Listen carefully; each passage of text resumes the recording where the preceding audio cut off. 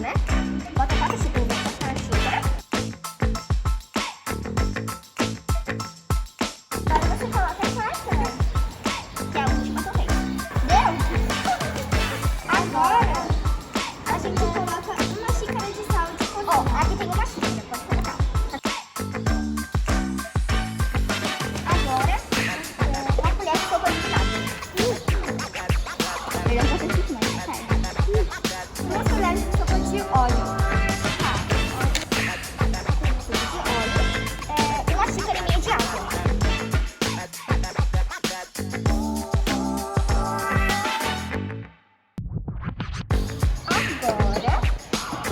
Agora